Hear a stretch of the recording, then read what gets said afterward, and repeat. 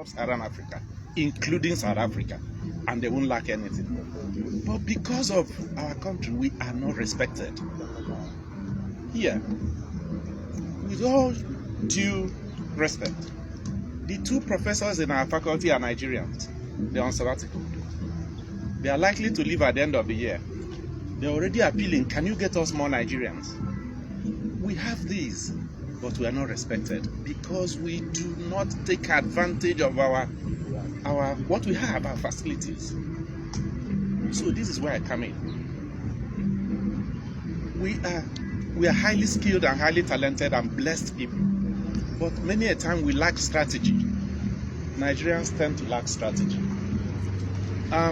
You can have good skills if you don't know how to let people know it is there, it dies. Like having a factory full of items in the warehouse. If you don't advertise it, it remains in the warehouse. Sir, they have harassed us a lot. I know that. I'm often on the road. One day I was driving in. I had my workout things in the car. The Ghanaian police took my dumbbells and walked into his car and said, I have taken it. A colleague was with me. He said, what do we do? I said, if I do that, let me go and urinate first and come back. I urinated and came back and said, go and bring it from your car down to this car. And he did. But sir, I can tell you something. From his accent, I'm a professor of English. From his accent, he's a Ghanaian police. From his accent, I can bet my life he's a Nigerian. I can bet my life. He's a Nigerian policeman. He's a Ghanaian policeman, but he is a Nigerian. His accent is obviously Nigerian. The key things you use to identify where somebody comes, all of them. And when we left, that day somehow as I packed my things, I misplaced my papers when they were opening things. And they delayed me from Aflao to Winneba 8 hours until somehow I got the paper. So what I'm saying is, we need strategy, sir. I'll suggest something which the embassy can think about. I know they know, which they can do immediately. And the Nigerian community. There is bad image for Nigeria. We can take it back through the press. We can reverse it. We have powerful Nigerian media stations, channels broadcast all over the world. Well, AIT has a problem now.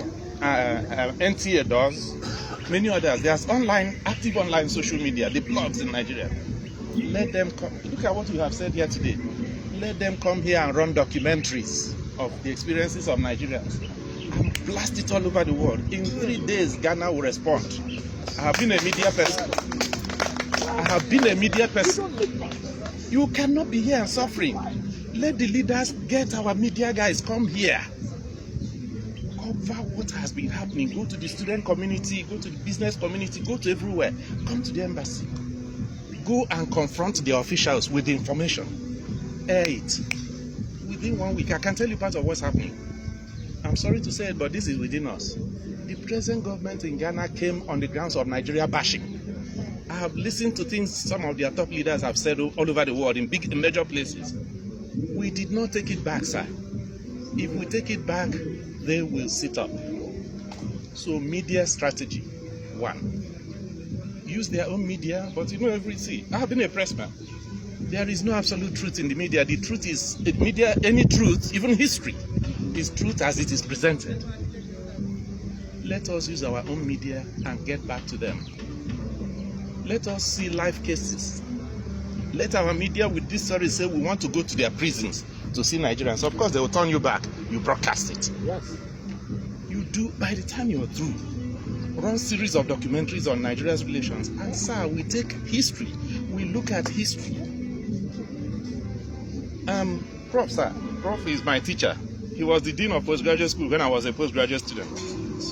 But I want to say something, sir. I want to reinforce what you have said, and perhaps, like we say in Igbo land, it's not only a dead person you position the neck well. Historically, Ghana got independence in 57 before us, not because they were better. We were taking care of home. We were the first African country that should have got independence.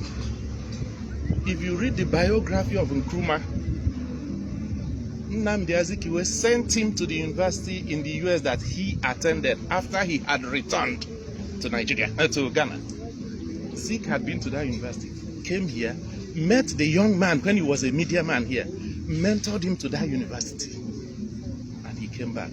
That rivalry has been there because we don't tell them the truth. They don't know. Historically, there is that rivalry. It's sibling rivalry. But the truth is that it's a rivalry between an elder brother and a younger brother. It's the rivalry all over Africa. Mandela captured it well in 1997 when the Commonwealth banned Nigeria. When he said that Nigeria is a very big elder brother that you cannot do without. But unfortunately, this elder brother is irresponsible. But you can always go back to him. So, sir, let's take back our image. Let's take them on step by step in very subtle forms, not frontal, not open, in a subtle form. The next again is, like Prof said, you can only preach to those you've seen. The people here are legitimate. The problems are the illegitimate ones. If they don't own us, we don't own them. But we know that they are our people. It will touch us when something goes wrong. If you have an irresponsible younger brother and he goes causing trouble, any day they bring him out to beat him up in the marketplace, it will touch you. He's your brother. You will want to save him. When we see those people, we'll reach out to them. But one thing is missing. Do we have helplines? If I'm in a problem there now, who do I call? How do I know? Can't we have Nigerian helplines at entry points? At the airport, at Aflao, at all the entry points. Nigerian Community Helpline. Winneba Central, call this number. This area, call this number. This area, call this number. Let's know. If we have contacts, it will be easier. Even if the person is irresponsible and he's in a cell and he calls a number, we position these numbers in government places, police stations, immigration points, and also let them know. So we need structured, strategic ways to handle a bad situation. They have, we've all talked here, Nigeria is bad. They have sold us as criminals and we have bought it. That's why we are owning up to it. We are bad, quite all right, just like any other person, any other community. We are good, like other communities. So we cannot take ownership of bad and say it is ours. We are like them. Sir, we have also another point to market. That will be the third point. They are using our manpower. I was first on sabbatical in Legon, 2011-12. So I can tell you that Nigerian community takes care of more than 65% of Legon's budget, the income of the university. Yes. Nigerian students in that university pay a minimum of $10,000, or average of $10,000 per student times the number of students. How much do they generate? All the private universities, everywhere, we have this advantage that we supply to them. What are we getting back in return? Insults.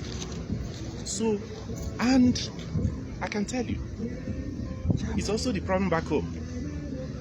I won't pay 10% of that sum for my child to get a degree in a Ghanaian university. I am in that system, I know. The quality of education you receive here is 80% inferior to what's in Nigeria. I can tell you authoritatively. I tell them here, when I will hold meetings, I am in the Department of English Unilag. We have 15 professors in the university. The whole of one faculty here,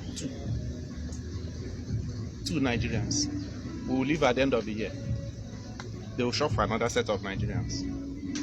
But our people will come here and pay $10,000, but they will not pay 20,000 naira in University of Lagos. The school fees, what an average student pays in University of Lagos in one session to get a degree in English is 12,000 naira. I am in that system. 1,200,000 naira. That's what a Nigerian pays there. Ghanaians are there paying 12,000 naira. We will adopt them and say, this is my child. or you will adopt one local government in Nigeria. I know we are very diverse. Anybody is a Nigerian. Listen, but if you ask Nigerians to donate 50,000 naira, parents, every year to contribute to that university, they will go on riot. But the same Nigerians will come here, pay 10,000 naira for something 80% inferior to Nigeria. I have said it, I'm placing it on authority. Cite me anywhere. No Ghanaian degree is 20% up to the quality of a Nigerian degree, except it's from any of the, you understand me? All our federal universities are better than any university here. What makes a university? It's not buildings, it's not trees, it's the quality of staff that will recycle and produce others. They don't have it. But even this advantage which we have, we don't know how to use. Do you understand me? So it is here that the embassy comes in. It is here that the individual communities come in. Let us take advantage of what they gain. They gain everything from us and insult us because we are not organized. Let us organize ourselves back and get back and retrieve that. So, sir, that's the little I can say for now. There is a lot we have. Let's not take what we have been given. Thank you. Thank you very much, sir. Please, what is the name, sir? Nwagbara. Okay.